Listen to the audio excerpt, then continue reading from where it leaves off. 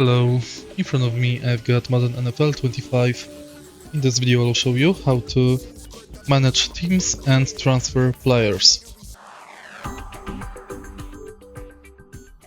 In the beginning, let's go to Creation Center and go to Edit Rosters.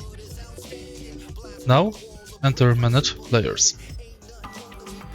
Here you can manage players from each team. Press LT button to select team, RT button to select position, and select player. Now you can release player or trade player or edit player. Also, you can go to trade players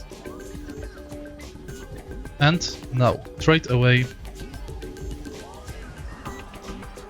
any player or, for example, another player.